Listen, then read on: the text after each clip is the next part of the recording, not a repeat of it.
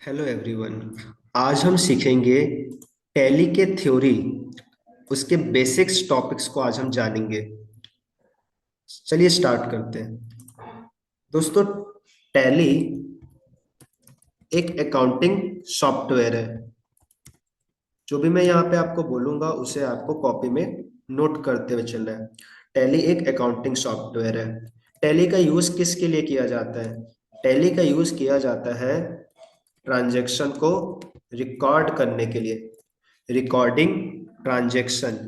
दोस्तों, टैली का यूज होता है ट्रांजैक्शन को रिकॉर्ड करने के लिए। ट्रांजैक्शन मतलब लेन देन। मतलब आपने दुकान खोला, आपने किसी को सामान बेचा, किसी से सामान खरीदा, बैंक में पैसा जमा किए, बैंक से पैसा निकाले, ये सब चीज क्या है? ट्रांजैक्शन है। ये सब चीज को आप लिखते हो, लेकिन एक इंसान लिख करके कहीं अगर उसे रख दे, वो चोरी हो सकता है। या इंसान बहुत सारी चीजों को अगर याद भी रखे अपने दिमाग में तो भूल सकता है। तो हम क्या करेंगे? उसको रिकॉर्ड करेंगे। रिकॉर्ड किस में करेंगे? टैली में करेंगे। तो टैली में रिकॉर्ड करना हम मेनली सीखने वाले हैं। टैली का यूज किसके लिए किया जाता है? ट्रांजैक्शन को रिकॉर्ड करने के लिए, जो आपके बिजनेस के ट्रांजैक्शन है, याद रखना। हम यहाँ पे ओनली बिजनेस के ट्रांजैक्शन की बात करेंगे। बिजनेस ट्रांजैक्शन मतलब आप अपने होम ट्रांजैक्शन, आपके घर में जो चीजें हो रही हैं उसे आपको रिकॉर्ड नहीं करना है। मतलब अगर आपके घर में कुछ आता है, आपने कुछ खरीदा, आपने अपने घर के बैंक अकाउंट में पैसे जमा किए, तो वो आपको नहीं रिकॉर्ड करना है। आपको सिर्फ अपने बिजनेस की चीजों को रिकॉर्ड करना है। बिजनेस ट्रांजैक्शन को आपको रिकॉर्ड करना है। तो टैली में हम लोग मेनली क्या करने वाले हैं? रिकॉर्ड करने वाले हैं ट्रांजैक्शन को। ठीक है। तो रिकॉर्ड करने के लिए आपको पहले कॉपी में सीखना होगा, इसलिए हम थ्योरी पढ़ रहे हैं। बाद में हम प्रैक्टिकल करेंगे तो कंप्यूटर में भी सीखेंगे। तो अगर आपके घर में लैपटॉप है तो आप टैली सॉफ्टवेयर इंस्टॉल कर सकते हो। टैली सॉफ्टवेयर आपको फ्री मिल जाता है गूगल से। तो टैली प्राइम हमारा लेटेस्ट सॉफ्टवेयर है जो आप इंस्टॉल कर सकते हो। चलिए स्टार्ट करते हैं हम अपनी बातें कि कैसे हमें चीजों को रिकॉर्ड करना है। तो मैं यहाँ कि हम कैसे किसी चीज को, किसी ट्रांजेक्शन को रिकॉर्ड करें। तो दोस्तों, रिकॉर्ड करने के लिए आपको आना चाहिए नियम। Rules of recording transaction. Rules of recording transaction, आपको नियम आने चाहिए। तो अब हम ये नियम सीखने वाले हैं। 3 नियम है, बहुत ही छोटे छोटे नियम है, आपको आसानी से समझ में आ जाएंगे। सबसे पहला नियम है, जो भी चीज आता है, व्हाट कम इन। जो भी चीज आता है, कम मतलब आना, कम यानी आना होता है। तो जो भी चीज आपके दुकान में आता है, आपको उसे कर देना है डेबिट। अब ये डेबिट क्या होता है तो उसे मैं बाद में बता दूंगा। आपको इस पे दिमाग लगाने की अभी जरूरत नहीं है, आप सिर्फ नियम सीखो। जो भी चीज आता है आपके दुकान में उसे डेबिट करना है, और जो भी चीज जाता है उसे क्रेडिट करना है। जो भी चीज बाहर जाता है उसे क्रेडिट कर देना है। जो भी चीज आता है उसे डेबिट कर देना है। जो भी चीज आपके दुकान से बाहर जाता है उसे क्रेडिट कर देना है। ये पहला नियम है। इसको दो अलग अलग नियम मत सोचना, ये पहला ही नियम है। ठीक है, आपको दोनों को साथ में देखना पड़ेगा। ये पहला नियम है दोस्तों। जो भी चीज आता है उसे डेबिट कर देंगे, जो जाता है उसे क्रेडिट कर देंगे। उदाहरण लेते हैं, एग्जाम्पल। सर मान लो मैंने मोबाइल खरीदा, परचेस्ड मोबाइल फॉर कैश। हमने नकदी मोबाइल खरीदा। हमने नकदी मोबाइल खरीदा, परचेस का मतलब है खरीदना, और मोबाइल खरीदा हमने, वो भी कैश में। हमने नकदी मोबाइल खरीदा। ठीक है। तो इसमें क्या हो रहा है, आपके पास मोबाइल आपके हाथ में आएगा। आप मोबाइल खरीदोगे तो मोबाइल आपके दुकान में आएगा, और क्या जाएगा? पैसा। आपको पैसा देना पड़ेगा। तो जो आता है उसे डेबिट करते हैं नियम के हिसाब से, और जो जाता है उसे क्रेडिट करते हैं। तो इसके आंसर को आप में, आपको करने के लिए आपको मोबाइल को डेबिट करना पड़ेगा। इसके आंसर के लिए आपको मोबाइल को डेबिट करना पड़ेगा, इस प्रकार से मोबाइल अकाउंट डेबिट। और जो जाता है उसे क्रेडिट करना पड़ेगा। तो आप लिखोगे टू कैश अकाउंट। ये आपका आंसर बन गया। ये आपका आंसर बन गया। मतलब आपको आंसर ऐसे लिखना है अपने कॉपी में। जो आता है उसे डेबिट कर देना है, मतलब ऊपर लिख देना है। और जो जाता है उसे नीचे लिख देना है, मतलब क्रेडिट कर देना है। थोड़ा सा जगह छोड़ना पड़ता है इतना बड़ा हमको क्रेडिट करने के लिए। और हर एक चीज में आपको अकाउंट शब्द लिखना पड़ेगा। बिना अकाउंट शब्द के आप इसको आगे नहीं ले जा सकते। ठीक है, तो ये आपका आंसर हो गया, बहुत ही आसान था। और ले लेते हैं एग्जाम्पल। इसी को मैं कॉपी पेस्ट करता हूँ नीचे। और एग्जाम्पल ले लेते हैं सर। सर मान लीजिए हमने मोबाइल नहीं खरीदा, हम लोगों ने फर्नीचर खरीदा, कोई दिक्कत नहीं है, फर्नीचर आएगा, फर्नीचर को डेबिट कर देंगे मोबाइल की जगह, फर्नीचर लिख देंगे। सर हमने फर्नीचर नहीं खरीदा, हम लोगों ने मशीन खरीदा, हमारी दुकान में बड़ी बड़ी मशीन होती है, उसे हमने खरीदा, हमने मशीन खरीदा, तो मशीन खरीदोगे तो मशीन लिख देंगे भाई, मशीन आएगा। ठीक है, मतलब जो भी आप खरीदते हो उसको आपको लिख देना है ऊपर, और पैसा तो जाएगा ही। अब हम सोचते हैं ये तो खरीदने की बात हो गई, बेचने का क्या होगा? तो बेचने के लिए मैं क्वेश्चन में चेंजेस करता हूँ। सोल्ड मशीन, अब हम बेच रहे हैं, मशीन को बेच रहे हैं वो भी नकदी, तो बेचेंगे तो सर पैसा आएगा और मशीन जाएगा, मतलब ये जो एंट्री आपने की है इसी को जस्ट उल्टा लिख देना है। सर बेचने से पैसा आएगा, कैश अकाउंट डेबिट, और मशीन जाएगा, मतलब जो आप खरीदने के टाइम करते हो ना एंट्री, उसी का जस्ट आपको उल्टा लिख देना है। ये आपका बेचने का हो गया, वेरी इजी। इसी को एक और कर लेते हैं। सर मान लो मशीन नहीं बेचना है, हमको मशीन नहीं बेचना है, हमको मोबाइल बेचना है, तो मोबाइल बेचोगे तो कोई दिक्कत नहीं है, मोबाइल लिख दो, पैसा आएगा और मोबाइल जाएगा। तो बहुत आसान नियम है दोस्तों। क्या नियम है सर? जो आता है डेबिट कर देना है, जो जाता है क्रेडिट कर देना है, बहुत ही आसान नियम है। आपको तीनों नियम मैं आज सिखाऊंगा, तीनों नियम अगर आप सीख लेते हो तो आपका टैली बहुत आसानी से खत्म हो सकता है। टैली में मेन होता है एक आदमी रिकॉर्ड करना जाने ट्रांजेक्शन को, और रिकॉर्ड करने के लिए आपको नियम आना बहुत जरूरी है, और अच्छी खासी आपको प्रैक्टिस भी होनी चाहिए, तब जाके आप टैली अच्छा कर सकते हो प्रैक्टिकल में। तो अब बहुत ध्यान से सुनिएगा, हम तीनों नियम इसमें करने वाले हैं। तो अभी हमारा सिर्फ पहला नियम हुआ है, और पहले में हमें और भी चीजें सीखनी है। जैसे कि मान लो आपने, ये तो नकदी खरीदा आपने, मान लो आपने उधारी खरीदना है। अब सर हमें उधारी खरीदना है, तो मैं उसी क्वेश्चन को लिखता हूँ, परचेज मोबाइल फ्रॉम राम। मान लो आपने राम से मोबाइल खरीदा। अब इस क्वेश्चन में तो कैश नहीं है, मतलब ये उधारी हो गया, तो यहाँ पर पैसा नहीं जाएगा, यहाँ पे हम उसका नाम लिखेंगे। सिंपल सी बात है, जब भी नकदी होता है तो आपको कैश लिख देना है, क्योंकि पैसा जाता है खरीदने के टाइम। लेकिन उधारी है तो आपको नाम लिख देना है, मतलब जो नकदी है वहां कैश लिख देना है, और उधारी में आदमी का नाम लिख देना है। बहुत आसान था उधारी वाला। ठीक है, तो आपको क्वेश्चन ध्यान से पढ़ना है, अगर कैश नहीं लिखा है तो आदमी का नाम लिख देना है। सर तब क्या करेंगे जब कैश भी लिखा है और नाम भी लिखा है? अब कैसे करें? अब तो कैश भी लिखा है और नाम भी लिखा है, तो भाई किसको ध्यान दोगे आप? कैश को, क्योंकि कैश लिखा है मतलब आपने पैसा दे दिया है। तो आपकी एंट्री में नाम जो लिखा है उसे आपको इग्नोर कर देना है, और आपकी आंसर यही बनेगी, मोबाइल टू कैश, मतलब पैसा जाएगा और मोबाइल आएगा। मतलब सर जब नाम लिखा है और कैश लिखा है तो आपको कैश को देखना है, नाम को छोड़ देना है। ठीक है, फिर से एक बार सुन लो। नकदी में कैश आएगा, उधारी में नाम लिख देना, लेकिन सर जब दोनों दिया हो तो कैश को देख लेना, नाम को मत देखना। बहुत आसान था। ठीक है, ये सारी आपकी पहले नियम की एंट्रीज हो गई। एक दो और एंट्री करेंगे हम इसमें। मान लो हमने राम से उधारी खरीदा था ये वाला फोन। ये देखिए, ये वाला क्वेश्चन हम लोग फिर से कॉपी करते हैं। कॉपी पेस्ट आपको आता होगा, कंट्रोल सी कंट्रोल वी, ये आपको कॉपी में करना है ना? तो यहाँ पर हम लोगों ने राम से उधारी मोबाइल खरीदा, मान लेते हैं हमने 10,000 का खरीदा। रुपीस आपको आपके टैली में लिखना पड़ता है, आपके क्वेश्चन में रहता है। तो मान लेते हैं हमने 10,000 का खरीदा, तो मैं यहाँ पे 10,000 लिख देता हूँ। हमने 10,000 का मोबाइल खरीदा, तो उधारी खरीदे हैं, हमें कभी कभी उधारी वाली चीजें पसंद नहीं आती तो हम उसको वापस भी कर देते हैं। तो मान लेते हैं इसी में हमने वापस कर दिया, यानी मैंने मोबाइल को वापस कर दिया। Mobile returned, mobile returned to Ram, हमने मोबाइल राम को वापस कर दिया, हमने मोबाइल राम को वापस कर दिया। तो दोस्तों वापस करने की एंट्री क्या होती है? वेरी इजी, जो आप खरीदने के टाइम किए थे जस्ट उसी का उल्टा, क्योंकि वापस करोगे तो बिल कैंसिल करना पड़ेगा, और कैंसिल करने के लिए उसी की उल्टा एंट्री करनी पड़ेगी। तो जो आपने ऊपर एंट्री की है जस्ट उसी को पलट दो, और आपका खत्म हो जाएगा वापस करने की एंट्री। तो जब भी आप किसी चीज को वापस करते हो पसंद नहीं आने पर, तो आपको उल्टा एंट्री कर देना है जिससे आपका बिल कैंसिल हो जाए। तो जब भी आप बुक में वापस करने का क्वेश्चन देखोगे तो आपको पुराने वाले का ही उल्टा एंट्री कर देना है। ओके, तो ये हमारा नियम, पहला नियम जो है पूरे तरीके से खत्म होने वाला है, बस दो चीज आपको और सीखनी है छोटी सी। जो मैं आपको भी बताने वाला हूँ, और वो है गुड्स। गुड्स यानी माल, आपकी दुकान का सामान। ये वो सामान है जिसका आप दुकान चला रहे हो। मान लो आपकी दुकान इलेक्ट्रॉनिक्स की है तो गुड्स हो जाएगा कूलर, पंखा, फ्रिज। अगर आपका स्टेशनरी का दुकान है तो पुस्तक किताब आपकी गुड्स में आ जाएंगी। तो गुड्स यानी माल जो आप खरीदते हो अपने दुकान में बेचने के लिए, कस्टमर को बेचने के लिए जो आप खरीदते हो।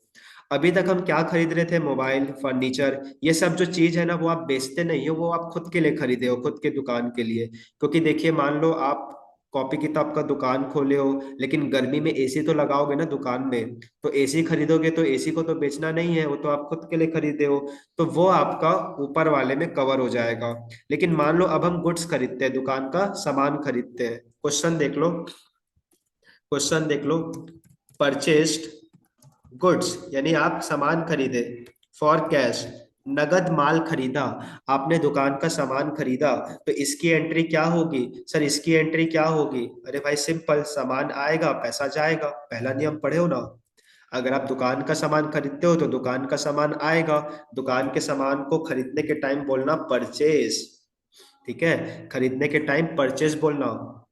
सर इस सामान को बेचेंगे तब क्या बोलेंगे? अरे भाई बेचने के टाइम सेल बोलेंगे। देखो बताता हूँ, sold goods for cash. Sir आपने नकदी माल बेचा, तो बेचने से तो पैसा आता है और सामान जाता है, सामान को जाने के टाइम बोलेंगे सेल। तो बहुत आसान था, बस आपके लिए दो नए शब्द आ गए, परचेस और सेल। मोबाइल खरीदा तो मोबाइल लिख देना, मशीन खरीदा तो मशीन लिख देना, फर्नीचर खरीदा तो फर्नीचर लिख देना, लेकिन जब दुकान का सामान खरीदोगे तो परचेस लिख देना, और बेचोगे तो सेल लिख देना। नियम वही है, बस आपको नाम का ध्यान रखना है। सर वापस करेंगे तो वापस करेंगे तो उल्टा कर देना इसी एंट्री को, और क्या। ठीक है, तो बहुत आसान था। अब हम चलते हैं दूसरे नियम की तरफ, अब हम चलते हैं सर दूसरे नियम की तरफ। यह हमारा पहला नियम था, अब हम दूसरे नियम की तरफ चल सकते हैं। दूसरा और तीसरा नियम बहुत आसान होता है, आप लोग बहुत जल्दी सीख जाओगे। सेकंड नियम, जो भी आपके खर्चे हैं उसे आपको कर देना है डेबिट, और जो भी आपकी कमाई है दुकान की उसे कर देना है क्रेडिट। बहुत आसान। जो भी आप खर्चा करते हो, आप किराया देते हो, आप बैंक का ब्याज देते हो अगर आपने लोन लिया है, आप लोगों को सैलरी देते हो, आप बिजली बिल देते हो, आप सरकार को टैक्स देते हो, ये सब क्या है? खर्चे। तो आपको इनको डेबिट कर देना है। जो भी आप कमाते हो भाई, आप कुछ कमाते भी हो, मान लो अपने घर किराया पे लगाया, आपको किराया आ रहा है, आपने बैंक में पैसा जमा किया, आपको ब्याज आता है, तो उसे आपको क्या कर देना है? क्रेडिट। एग्जाम्पल देख लो, ऐसे नहीं समझ में आएगा, मैं एक एग्जाम्पल ले लेता हूं, मैं उदाहरण ले लेते हैं हम लोग। एग्जाम्पल, सर मान लो क्वेश्चन लिखा है रेंट पेड, हमने किराया दिया। किराया दोगे तो किराया खर्चा है, डेबिट करो। भाई किराया दोगे तो किराया खर्चा है, डेबिट करो। और पैसा जाएगा, टू कैश, पैसा जाएगा, यानी रेंट टू कैश आपकी एंट्री बन जाएगी। भाई सेकेंड नियम क्या कहता है? खर्चा को डेबिट करते हैं ना, तो रेंट डेबिट हो गया। और जो जाता है पैसा तो जाएगा ना, किराया उधारी थोड़ी ना दोगे, पैसा तो जाएगा ना, तो पैसा नीचे लिख देना है। तो ये किराया देने की एंट्री हो गई। सर किराया नहीं देना है सर, हमको ना सैलरी देना है, हम लोगों के दुकान में कई सारे कर्मचारी हैं, हमको सैलरी देना है। तो सैलरी दोगे तो कोई दिक्कत नहीं है, रेंट की जगह सैलरी लिख दो। Very easy. सर किराया देना नहीं है, किराया मिल रहा है, हमने घर किराया पे लगाया है, हमें किराया रिसीव हो रहा है, किराया मिल रहा है, तो मिलने की एंट्री भी सिखा दीजिए। अरे भाई मिलेगा तो कमाई हो गई, कमाई होने पे पैसा आता है, और जो कमाई होती है उसे नीचे लिखते हैं, यानी ये आपका उल्टा हो जाएगा। देखिए नियम क्या कहता है, जो कमाई होती है उसे क्रेडिट करो यानी नीचे लिखो, तो आपका आंसर नीचे आएगा, यानी किराया आपको नीचे लिखना है। ध्यान से देख लो, जब किराया दिए तो ये एंट्री हुई थी, और मिली तो ये एंट्री हो गई, मतलब दोनों एक दूसरे का ऑपोजिट है। जो आपको मिलता है ना, उसमें आपको देने वाले का उल्टा लिख देना है। तो इतना ही था हमारा नियम। जो भी आप सरकार को टैक्स देते हो, बिजली बिल देते हो, किराया देते हो, सैलरी देते हो, इंटरेस्ट देते हो, बैंक चार्जेस देते हो, वो सब आपको इसमें लिखना पड़ेगा। बैंक चार्जेस का भी एक बता देता हूँ क्योंकि वो थोड़ा इंपॉर्टेंट हो जाता है। मान लीजिए आपने बैंक चार्जेस दिए, बैंक चार्जेस, बैंक चार्जेस क्या सर? अरे भाई एटीएम की सर्विस लेते हो, एसएमएस सर्विस लेते हो, बैंक से पैसा कटता है ना, तो ये क्या हो गया? आपका खर्चा हो गया, खर्चे को डेबिट करना पड़ता है। और क्या जा रहा है सर, पैसा जा रहा है। अब ध्यान देना, पैसा कैश में नहीं जा रहा है, पैसा तो आपके बैंक से जा रहा है ना, बैंक से सीधा कट जाता है। तो जो चीज आपके बैंक से जाता है वहां पर आपको बैंक लिखना है, और जो चीज कैश में आप देते हो वहां पे आपको कैश लिखना है। तो बस यही आपको ध्यान रखना है, सेकंड नियम पूरा हो गया। अच्छा, कभी कभी आपके क्वेश्चन में ना नाम लिखा होता है आदमी का, मैं इसे दिखा देता हूँ एक लास्ट और सुन लो। कभी कभी रेंट पेड टू श्याम, आदमी का नाम लिख देता है ये जानबूझकर। तो आपको ना इसे इग्नोर करना है, आपकी आंसर में कोई फर्क नहीं आएगा भाई, क्योंकि नाम कब लिखते हो, जब उधारी होता है। आपने पहला नियम में सीखा है नाम कब लिखते हैं, जब उधारी होता है। तो किराया तो उधारी देते ही नहीं है, किराया कभी भी उधारी थोड़ी ना होता है। तो आपको नाम जानबूझ करके क्वेश्चन देता है आपका दिमाग देखने के लिए, बट आपको उसे इग्नोर करना है, आपको नाम नहीं लिखना है इस क्वेश्चन में। सेकंड नियम में कभी भी नाम नहीं आता आदमी का, याद रखना। ठीक है। अब हम अपने लास्ट नियम पे चलेंगे और आज की क्लास को ओवर करेंगे। हमारे एक प्रकार से तीनों नियम होने के बाद हम अपने क्वेश्चन आंसर्स को स्टार्ट कर सकते हैं, हम प्रैक्टिस स्टार्ट कर सकते हैं। जो भी आपके पास बुक है आप उससे प्रैक्टिस स्टार्ट कर सकते हो। तीसरे नियम पे चलते हैं। तीसरा नियम, सर जो रिसीवर है, रिसीवर यानी पाने वाला, उसे डेबिट करेंगे, और जो गिवर है यानी देने वाला है उसे क्रेडिट करेंगे। जो पैसा पाएगा उसे डेबिट करेंगे, जो पैसा देगा उसे क्रेडिट करेंगे। पैसा कौन पाता है भाई, जिसको आप पैसा देते हो।